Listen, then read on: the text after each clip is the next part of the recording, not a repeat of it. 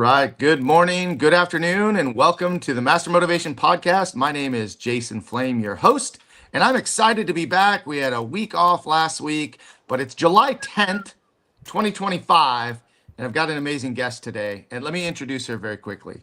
This is Cathy Chapaty, who is a fourth degree black belt in Taekwondo. She's an author and former youth martial arts instructor based in Austin, Texas.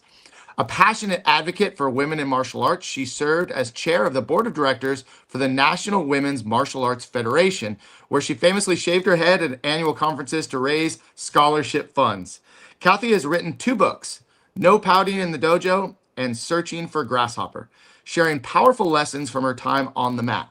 In 2012, she was honored by the Embassy of the Republic of Korea for her essay about how martial arts helped a boy with ADHD save his sister from drowning. Today, she continues her journey as a dedicated student of Tai Chi. Thank you for joining us today and welcome to our show. Glad to be here. Thanks for having me. Absolutely. You know, this has been a long time coming.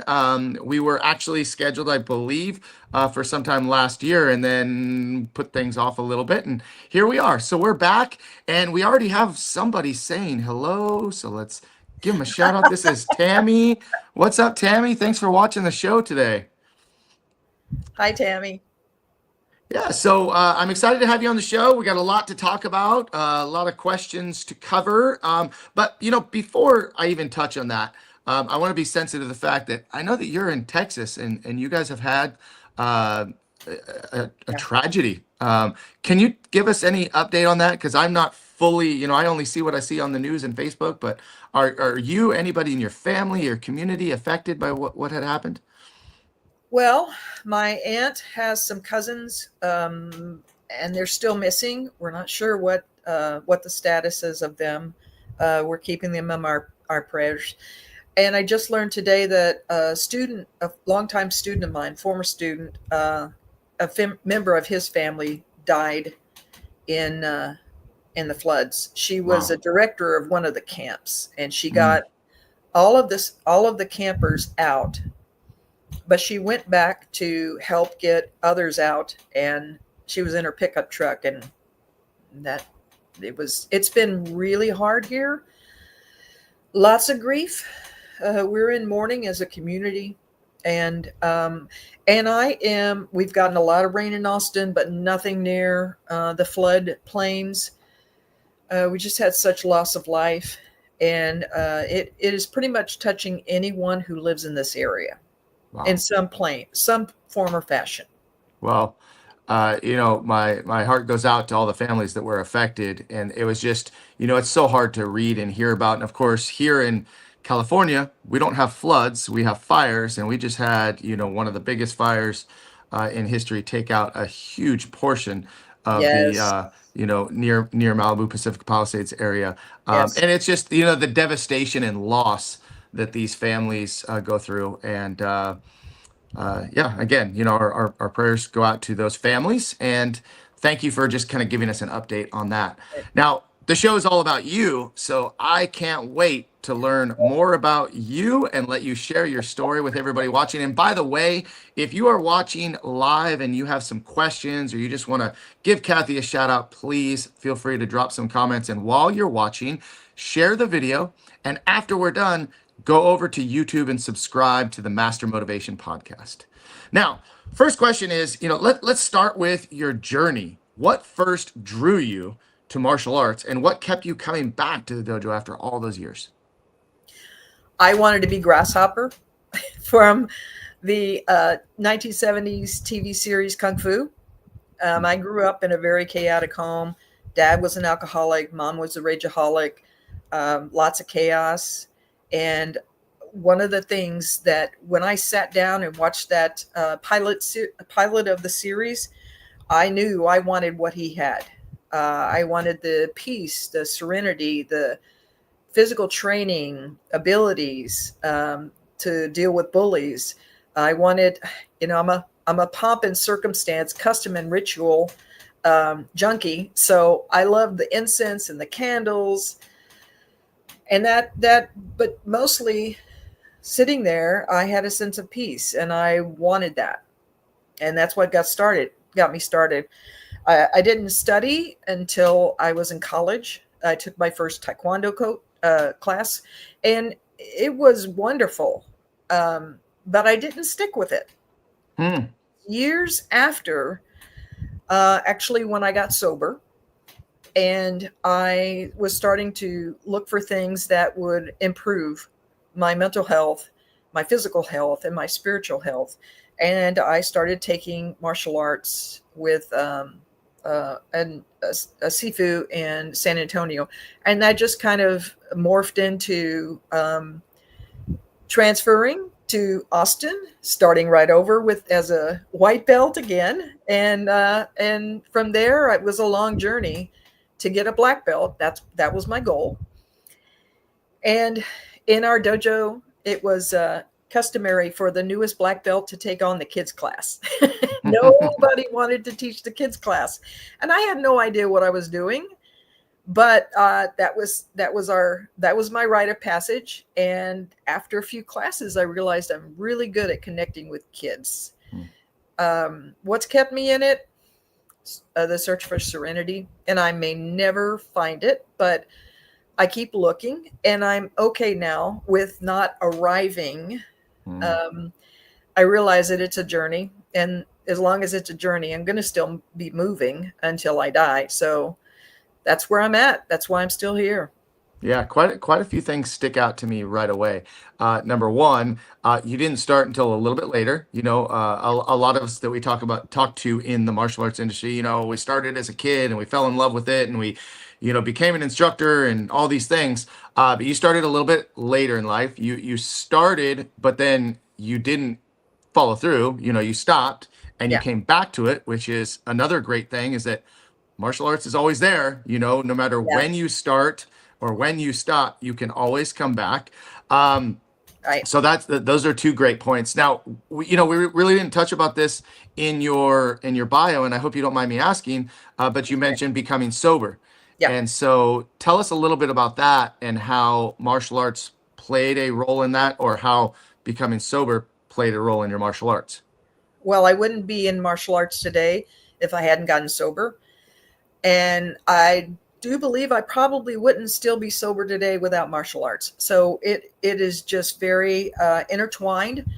It's self improvement, it's confidence, it's perseverance. All of both of that go together, and that's why I'm still sober, still in martial arts, and I can't say that either of them would be there for me without the other. And isn't it amazing how martial arts can have such a tremendous impact in your life that way? Oh yeah, Um, as a martial arts instructor and throughout my career, I have dealt with many things that I never ever thought that I would deal with as a martial arts instructor because I loved the martial arts. right. I loved teaching kids. I didn't know that I would be talking to someone that lost a parent or lost a child or was struggling with addiction or alcoholism, was Right. struggling. I remember very distinctly, I had a mom, a woman, come to me and say, "I'm afraid to go home because my husband is abusive." Yeah. I was not ready for these things. I did not know that that was part of my martial arts journey, that I would be there. And I hope that I had a positive impact on those people and help make Yeah. them feel safe.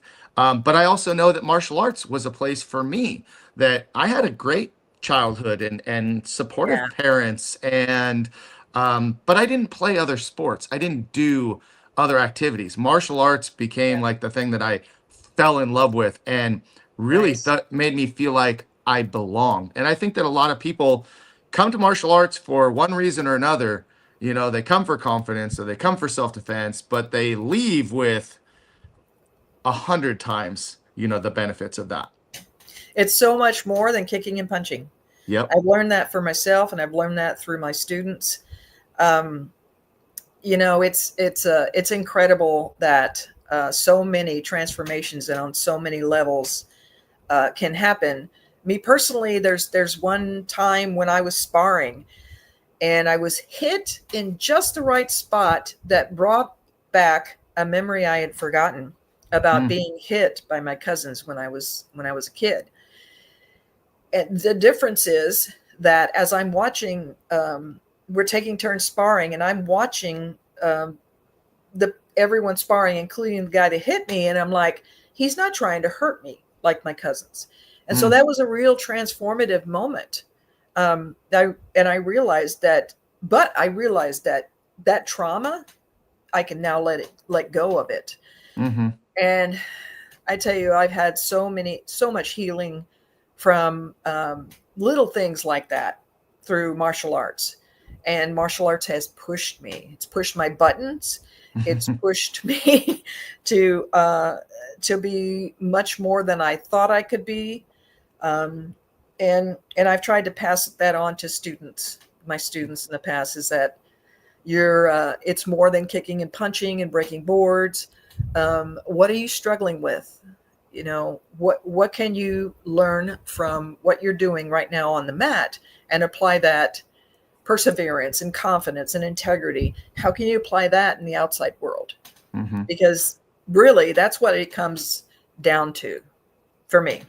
And the mat reveals so much of what's Oh, inside yeah. us, right? I mean, Yeah. and we often call it, our therapy, mat therapy. I mean, I have my gym therapy, I got my mat therapy, and it's just very therapeutic to be on the mat and to be in that moment and learn those things about yourself. So yeah, thank you for sharing that.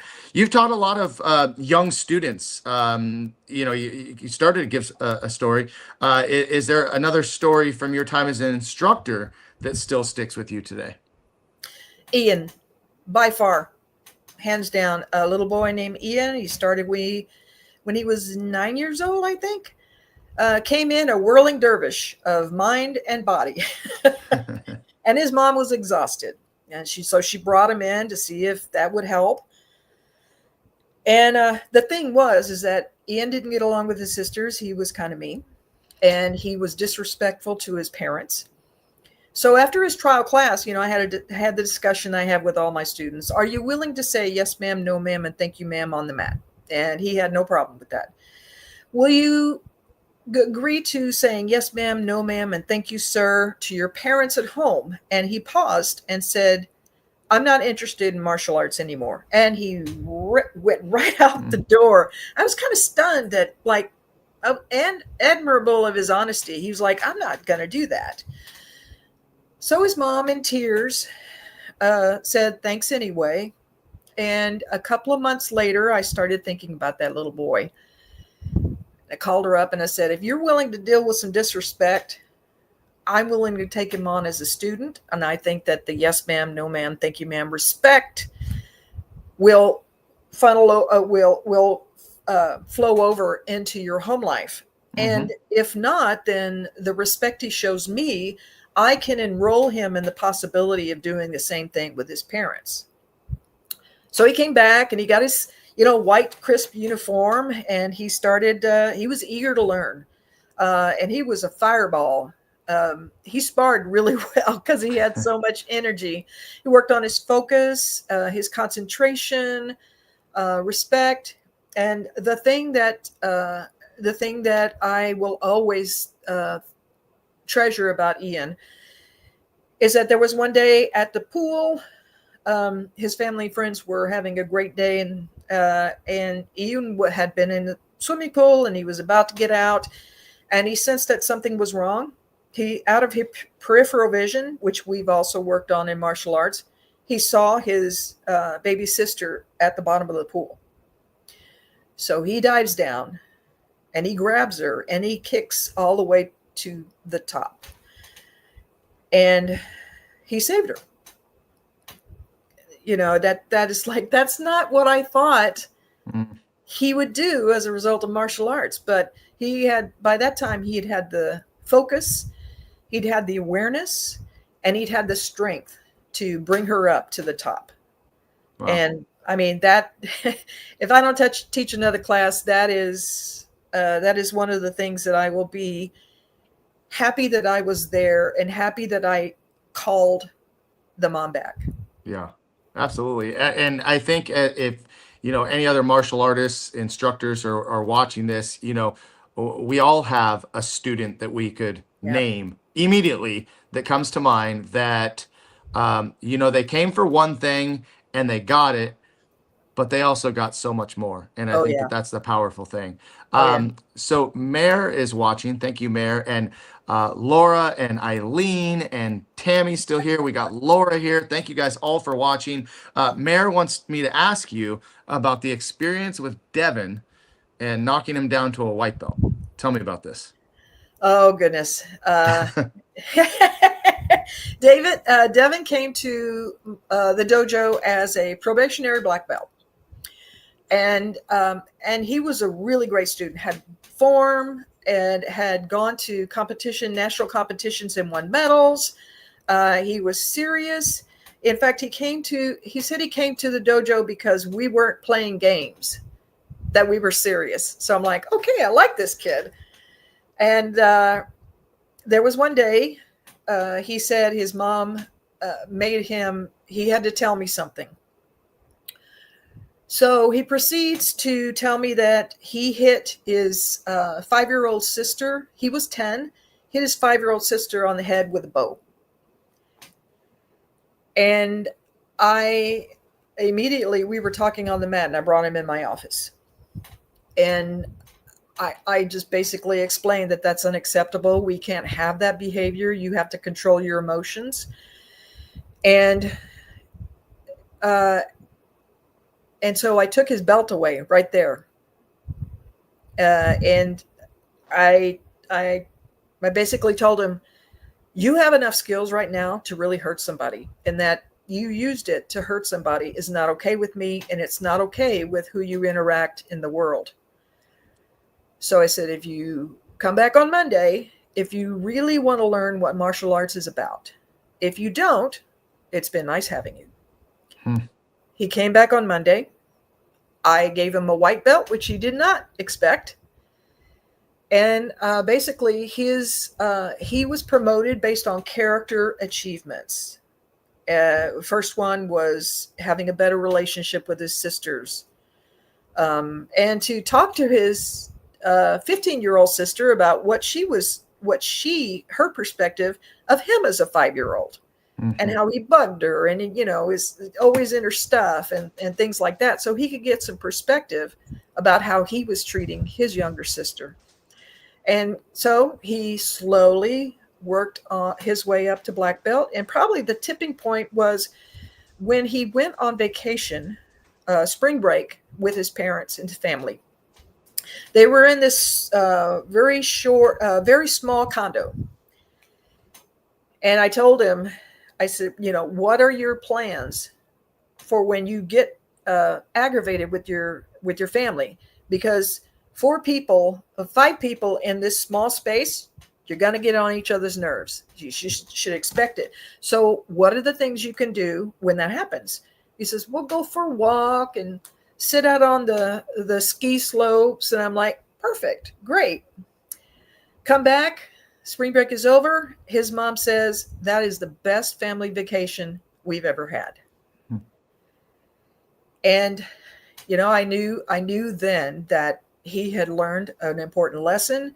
He had remembered to use the skills that he had to overcome things that were still an issue for him, but that he could practice a more positive approach.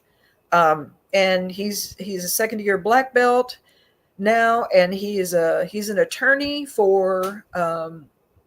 He's in Philadelphia, an attorney for a nonprofit that helps people when they're getting evicted from their homes. He is very service work oriented, a lot like me, and he's just doing great work for people out there.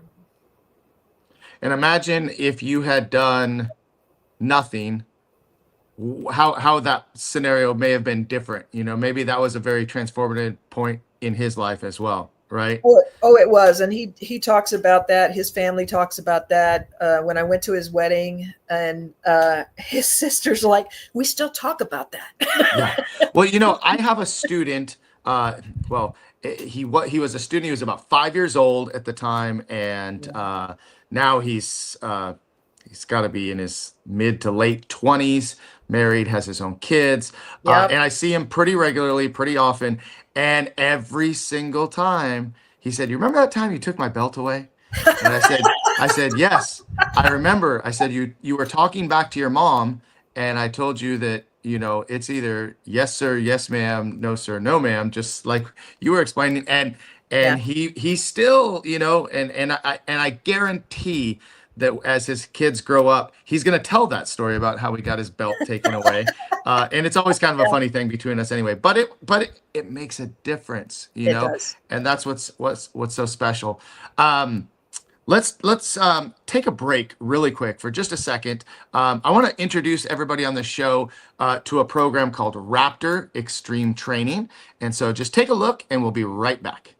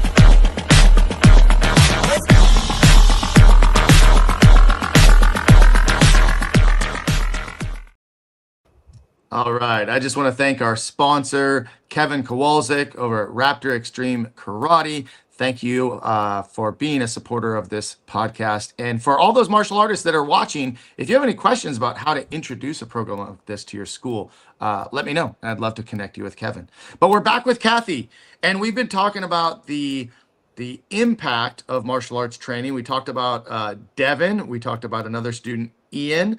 We talked about your impact that the martial arts has had on you and helping you get sober.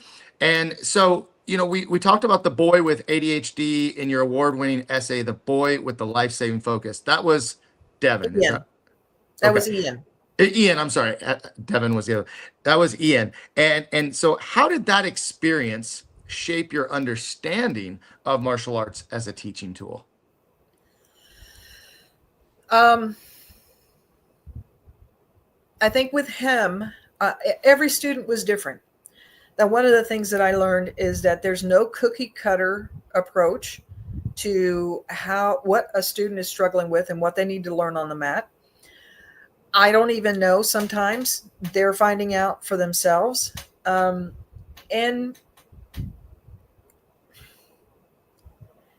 it's really trying to figure out what they need and then figuring out what path can best suit them. And it's not the path that I took, and it's not the path that other students took. It is really a unique experience for every student that comes in. I've learned, honestly, I've learned more from my students than I've taught, than they've learned from me. It's been a great relationship. And I had no idea what I was doing when I started. And just being able to be a guide, or not even knowing that I'm a guide, that's been extremely impactful. I have this one former student who sends me a message every once in a while saying, "You have no idea the impact you've had on me. You saved my life." And she was suicidal. I didn't know it. But whatever I said, whatever I did, resonated with her so much that she is now in a stable place. And just I'm like, again, life-saving. We don't know what the martial arts are going to do for each student, adult or child. And there are probably 100 students who will never tell you about the impact, but they know the impact than the ones that do. So I'll never know. Honestly, I'll never know.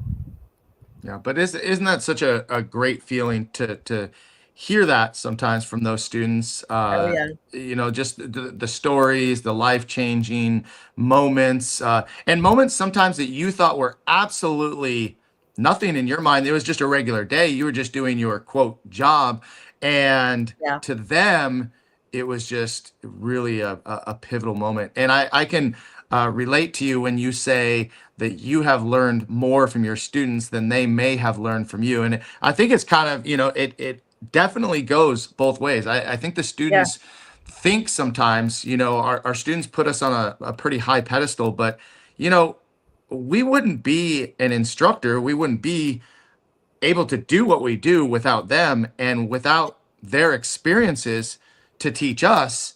I think we all, right. in the end, we all benefit. I'm going to bring this up real quick. No, I'm going to Tammy. interject. I'm going to interject just one Yeah, time. go ahead. Uh, as far as being a learning something from our students. So I taught what was called basic rules to live by, and it was just 10 things that Hmm. I expected all of the students to know and practice. And one of them was we shall respect our parents and family members. And I remember one time I was really struggling with my father. He was still an alcoholic, and um, I was trying to make amends for just being absent. I knew he wasn't going to change, but I also knew if I'm going to tell my students to be respectful of family and parents and family members, I ought to do the same thing. So one day, it was the end of class. That was the rule of the week that we were focusing on. And I told my students that I shared with them how difficult it was and how much I'm working on this stuff too, not Hmm. just you. And it's not just for class, it's for Hmm. lifetime. So and a lot of the students were like, Miss Right. Patty is working on this stuff too. They thought I had it perfect. And Uh-huh. I just, these are, basic rules to live by, and we don't stop. Right. And I love that you are transparent enough to talk with your students about that Yeah. and try to relate to them or with them in those certain areas and being, just being honest. I mean, listen, we all struggle with some of the things that we ask our students to do. And Exactly. again, it's where, the students don't realize how much they impact us because, there's times where I don't want to go work out and or I don't want to do this or I don't want to do that and I'm like, "Wait a second. This is what I tell my students.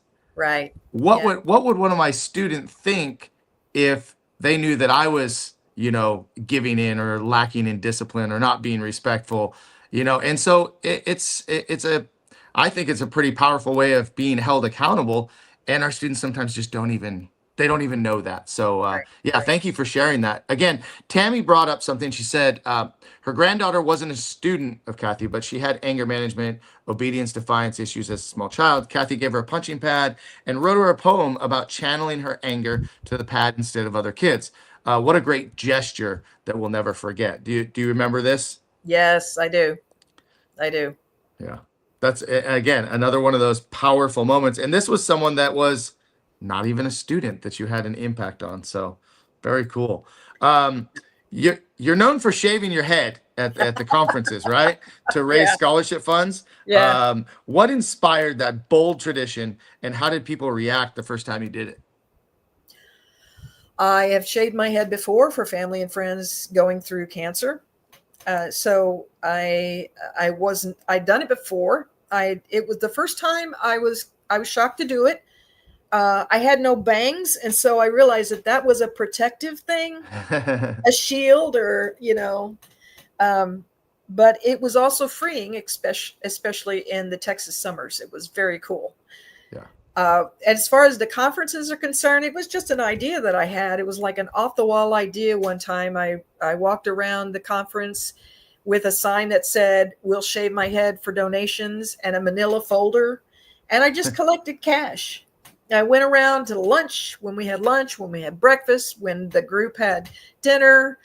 And I started collecting money. I think that first year we raised over $100. The next year, about 250, and it grew from there. And every time I shaved my head. The last time I had like, if you donate this much, I'll shave my head. Uh-huh. So, like I upped the ante. I said, everybody knew that I would. And there were just donations. There were like, I don't know, through the website, Venmo, I think. There were all kinds of donations to the organization from people who weren't even at the conference. So I will probably be shaving my head again next week. We have the annual NWMAF conference, which is going to be held at Northern Illinois University. I'm sorry, North. I can't remember the place. Naperville, Illinois, just outside Chicago. Got it. And tell us a little bit about the organization, because as a former chair of the board for the National Women's Martial Arts Federation, tell us about that organization, and then tell us what progress have you seen for women in martial arts, and where is there still work to be done? A ton of progress. I can speak from my own experience that when I started training, I was one of the few women on the mat, and there was a sea of men, no female black belts, no role models. And I decided to train with this all-female dojo at one point. I found out about them, didn't know they existed here in Austin, Sun Dragon. And I thought, wow, here's where all the women are. And then they were going to the National Women's Martial Arts Federation conference, and I'd never heard of the organization, never knew anything existed. And I went to it and I thought, oh, here's where all the black belt women are. And it was from different styles, Shotokan, Kung Fu, Taekwondo, Tai Chi, Aikido, everything. And I was just like, wow, there's women all over the place practicing martial arts. And over the years, as an instructor and as a student, more and more women and girls have been stepping on the mat. And it's not uncommon to have just as many girls in a class as boys. And that has just been a wonderful thing to see. It's meant growth on a whole different level. The NWMAF is really stands out in the industry for their self-defense, empowerment self-defense program. And what that does is basically teach the non physical stuff, the boundary setting, the conflict resolution, the ways to keep safe without having to go to physical skills. And they offer certifications for that. So that is growing. It wasn't even a term before. And now they've got a lot of women who are certified across the country to teach that form of self-defense. As far as the progress we're making, it's good. The organization has been pivotal in promoting women in the martial arts. And I think the biggest challenge is just letting people know, letting women know, letting our allies, our men know that we exist, that the organization exists, and the transformative and uplifting and inspiring thing about being among all these women with all this different expertise and training together, having fun at the same time, and just getting support. I mean, it's not uncommon to have a long conversation at lunch with another member about how they're struggling with a abusive instructor. And there are some not so good instructors out there, and there's a power imbalance. And so having women have a greater sense of confidence and being able to speak up for themselves, to have a voice, and also to have a voice for those women who aren't ready or aren't able to speak their voice, being an ally and being a mentor, a supporter. Mm-hmm. So we still have further to go. Everyone has further to go. I have further to go. But we're one day at a time. We're all doing a better job. And I look forward to seeing all of my colleagues at the conference next year. And we do have annual conferences every year. So if you're interested in the NWMF, go to nwmaf.org. We're a nonprofit. Now, who are some of your mentors, female mentors in the martial arts? Dawn Owens was the first female that I saw as an instructor and as a high-ranking black belt on the mat. She has been my mentor for many, many years in Taekwondo. Also, Cheryl Schaefer, who is part of the Tai Chi program that I'm studying now. And I just have to say, my mentors are students too. And again, we go back to the I've learned as much from them conversation. And mentors come in all different shapes and forms. But it's been important to have longtime mentors and people who are doing what they've done and continue to show up. Mm-hmm. Yeah, my experience in the martial arts was that I was fortunate. I had a strong Japanese instructor who taught a Korean martial arts. Dennis Ichikawa was my instructor, taught by Chuck Norris in the Chuck Norris organization. But as I was coming up the ranks, I had a female instructor. Her name was Tiffany Wing, and probably one of the most powerful women that I've ever met on the mat and off the mat. Her demeanor, you could just feel that she didn't demand she earned a respect from Right.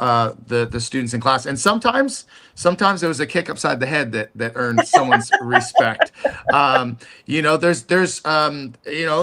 There's a lot of ego in the martial arts, Yeah. both men and women. I mean, it goes both ways. There's a lot of ego. I mean, one of the biggest things that we teach in martial arts is confidence, and sometimes that confidence turns to arrogance. And so, there's that balance. But again, my experience, and growing up, I mean, I can look and remember Kathy Long was a really powerful female martial artist, kickboxer. Diana Lee and Asano was very prevalent. You look everywhere you look now, Michelle Manu, and you have these mentors out there, Chris Rodriguez and Jennifer Waters and Melody Johnson, right? You've got all these strong women out there. So, I don't know if it's ever even really fair or not to say if there's ever going to be a true balance, but I think the recognition of someone's contribution and as a martial artist is very important and should be respected, regardless, male or female, right? I mean, listen, I always tell my students that I don't really see women on the mat. I don't see men on the mat. I don't see straight. I don't see gay. I don't see liberal. I don't see, I see students on the mat, and we're here to train. Like, it don't matter. Right. We're just here to train. And so I don't know. I think that's just the hard part for some people, too, is to kind of just recognize that. I mean, we're all humans. We're all Americans. We're all martial artists. Like, let's just, do what we're here to do. Right. Yeah. So but I appreciate you sharing your experience and your story and why the organization is there. And for those women that would benefit being part of the program, what was the website again? nwmaf.org. Awesome. Cool. Thank you for sharing that. And Eileen is asking, can someone who is completely sedentary practice martial arts? I would have to ask a few more questions, but do you want to start? Yeah, I will start, and this goes to older people that I have met who say, "I'm too old to. I've always wanted to study martial arts, but I'm too old," Hmm. or "I need to get in shape before I take martial arts." Yeah. Nope. All you have to do, all that's required, is to find a style that fits you and bow onto the mat. If you have injuries, a good instructor will be able to accommodate that. And I tell you, the freedom, I haven't met anyone yet who has regretted studying martial arts. But absolutely, wherever you are is where you are, and you go from there, and you will go up. So, sedentary, older, injuries, it's all possible. It's all possible. Right. What's the saying? A journey of 1,000 miles starts with just a single step, right? Absolutely. And Yeah. so, I everything you said was awesome. I would agree that a good instructor will meet you where you are and work around. And I mean, listen, I've had people that have had, spinal fusions. I've had people with all kinds of, Yeah. metal parts in their body. I've heard I need to get in shape before I start martial arts. It's quite the That's a common opposite. one. You need to Yeah. get into martial arts to get into shape. I'm Right. too old for martial arts. You're never too old to start. You just may not be doing jump kicks on day one like the 5 and 15-year-olds, right? And maybe you're never doing jump kicks, but Yes. just Yes. get moving, right? I think that Right. the question was, can someone who is completely sedentary practice martial arts? It's kind of like, how long does the average person take to earn a black belt? Well, the average person doesn't earn a black belt. You have to be extraordinary to take that first step. So, Yeah. Eileen, I would encourage you to find a school and find an instructor that will work with you, because, I've seen people that are disabled do martial arts in a Yeah. wheelchair, quadriplegics. Yeah. I've seen it all, so it can definitely happen. Let's jump to the next question. How has your perspective on martial arts evolved from since stepping away from teaching and beginning your Tai Chi practice? Uh, um, well, stepping away from teaching was hard and necessary for me, just speaking for me. I had injuries that were not healing, knee, hips, ankles. My body needed a break because I was of the mind that, if I was going to ask my students to do something, I was going to do it with them. And being stubborn, I did not I did not want to do that. But at the point where I needed to take a break really started with my mom not being well. And she had a short illness and she was dying. And I needed to be with her and not on the mat. And two of my students, twins, they stepped up. Two longtime students. They stepped up. They took over classes at the. We were studying at the YMCA at the time, and the YMCA people were like, "We would like 100 of these types of instructors." Because they showed up when they were supposed to show up, they kept everybody safe. They did what they were committed to do. Um, and so that I knew I had peace of mind handing that over to these students. We had both built trust over the years, and I was able to be there when my mom died, and I was able to give my body a break. And because of that, also in that interim, I started rocking babies in the neonatal intensive care unit of a local hospital, and that was life changing. That volunteer work uh, fed me just as much as the students on the mat. And I was able to give myself. And if I hadn't taken a break, I would not have been there for my mom.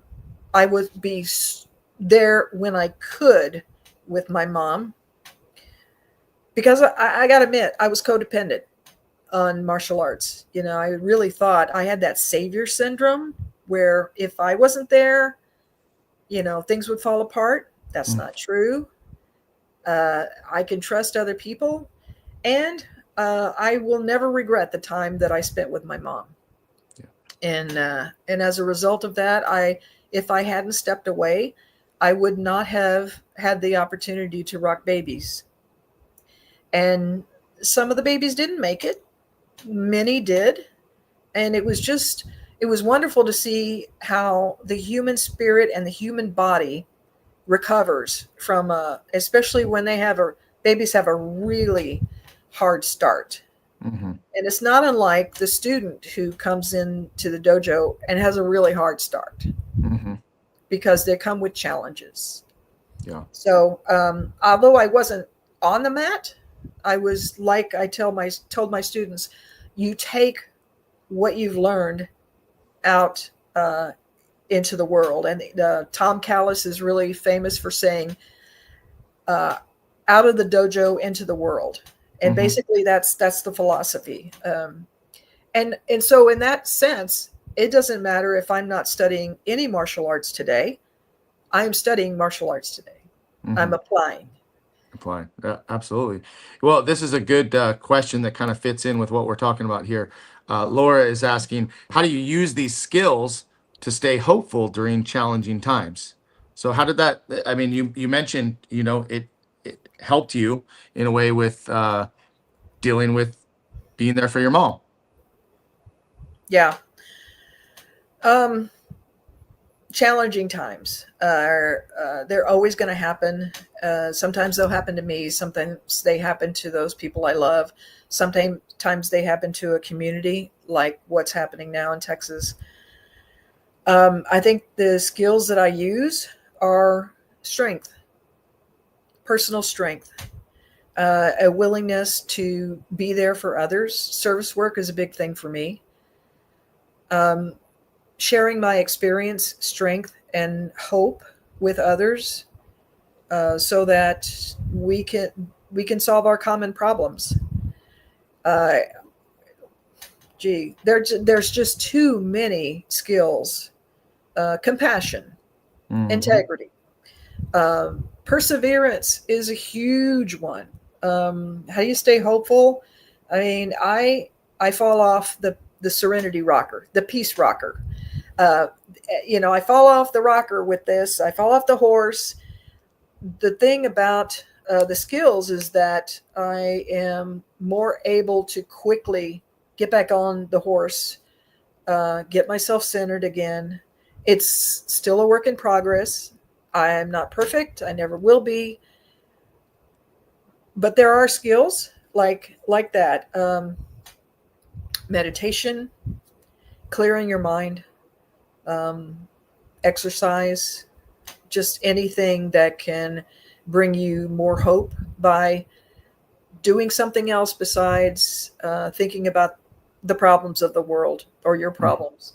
And on that, I'm still a work in progress, but I will say that there's, as far as martial arts classes are concerned, big shout out for when you bow onto the mat, because you leave your problems outside and you enter a world that is so different from what your problems are.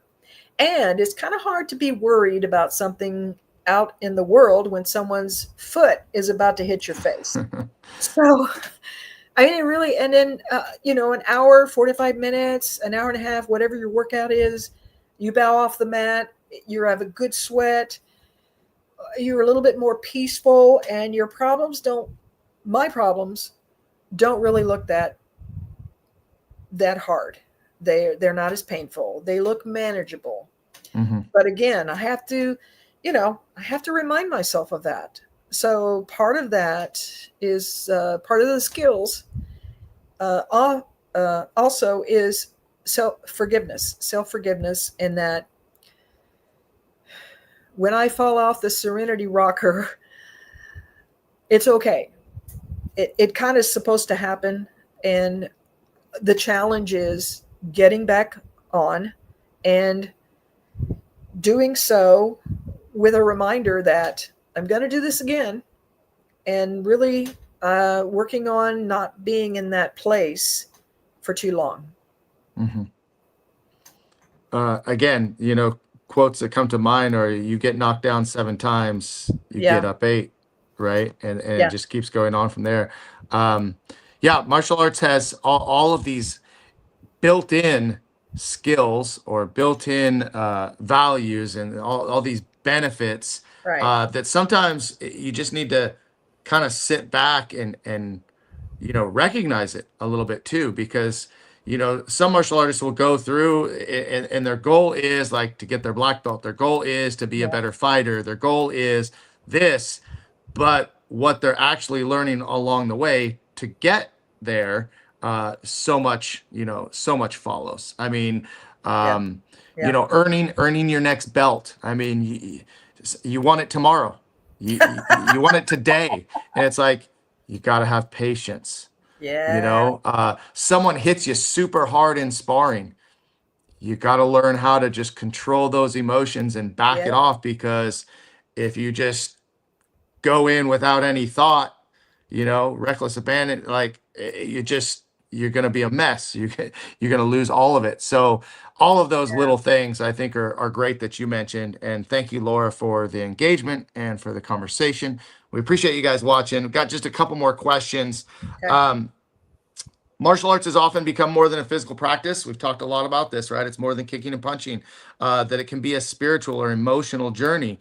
Um, you've talked a lot about things, but what has martial arts taught you about yourself? Like, what is the standout thing that kind of defines martial arts with Cathy Chapaty? I can't say one. There's just not one. It's living my life with integrity, courtesy, respect, um, and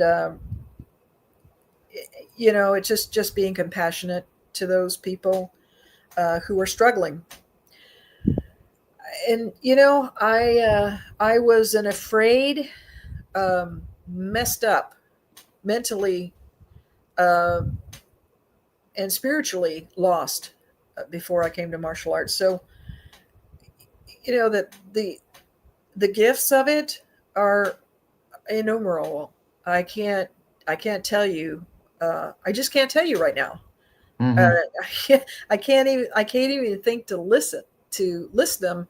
But I will say that all of the lessons and all of the concepts and all of the wisdom that my mentors have shared with me and my students have led to a better life all over the place. And I wouldn't trade it for anything. I'm so glad that I came back and started studying martial arts again. I'm so glad that I had the courage to bow back onto that mat and not be beat up on myself, the fact that I'd quit to begin with. And when I didn't want to teach, when I didn't want to train, that I did.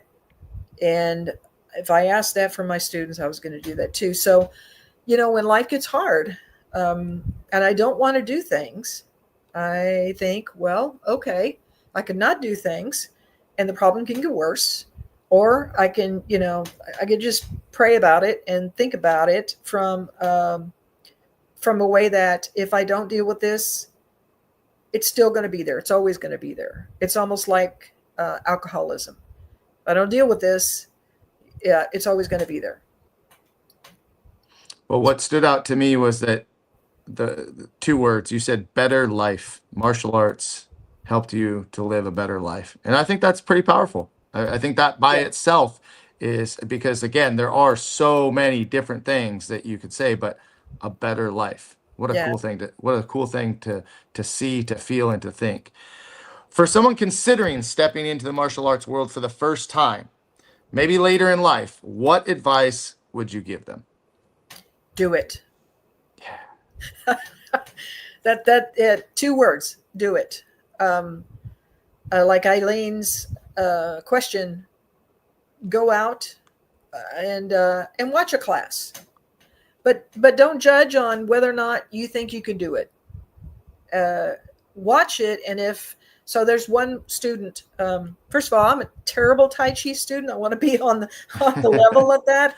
It's really hard to, after have been a black belt all these years to empty my cup and allow someone else to fill it. But I was in class one day. I was feeling really frustrated because I wasn't getting the form. I was really struggling, and I finished my part of the form, and I had a seat, and I watched the advanced students do the rest of the form. And there was this one black belt female, and she was just so graceful. And again, it's that, as it comes right back to searching for Grasshopper. That's what I want. That's what I want. And I will not get it right away. But if I continue to show up, it's possible. And so everything's possible. It's only impossible when you don't try something. It's 100% impossible. But when you try something, especially martial arts, you will learn that there's so much more to you than you ever thought. And what kind of a gift in life is that? That's priceless. Yeah. Well, I love it. Your quote almost matches Nike. Just do it. Just do it. It doesn't matter if you're young, do it. If you're old, do it. If Yeah. you're not sure, do it. Right. Listen, I appreciate all your time today and all your insight and just answer my questions. And thank you to Laura and Eileen and Tammy and who else? Mare. Thank you guys all for your comments. Please, once again, make sure to share this video and also go to Master Motivation Podcast and subscribe. Cathy, is there anything that we haven't talked about, anything that we didn't mention that you just want to close the show with today? Keep coming back because it works. When you're on the mat and you're frustrated, when you have, when you're stuck in a problem, just keep coming back to it and keep trying. Because little things, little by slowly, things change, and a willingness to just show up and do the next right thing, whatever that is, on the mat or in your life, you will find some peace. So I love it. I'm really grateful to be on the show. Thank you for having me. You are very welcome. And I'm going to steal your words one more time. Keep coming back every week, Master Motivation. Keep coming back. Watch some more. We have had some amazing martial artists, leaders, speakers, authors, actors, professional wrestlers. We've had it all, and we're going to have a whole lot more coming up. But Cathy, thank you so much for being on the show. It's been a long time coming. Glad to be here. Guys, go check out her books. Where can people buy your books? Amazon. And if you're in Austin, Book People. There's 3 out on the written 4, but only 3. That one is unavailable. The other 3 are still in print. You can buy them. You can also buy them from me if I'm doing an in-person event. But No Pouting in the Dojo, Searching for Grasshopper, and Baby Rocker. Excellent. Excellent. Guys, go check out these books. And Cathy, I'm looking forward to catching up with you in the future. So we'll have you back again. I have a few guests that, man, I started this podcast in 2022 and they're like, hey, I want to come back and tell everybody what I've been doing. So I probably won't wait, Right. 3 or 5 years, but we'll have you back again to catch up with you. But until then, thank you so much for all that you have done and continue to do. Wishing you all the best, and we'll see you next time. Wishing you all the best too. Thank you very much. Guys, that's it for today. Enjoyed my time with Cathy and my time with all of you. Go out and make it a great rest of the week. And again, we'll see you next time. Thank you.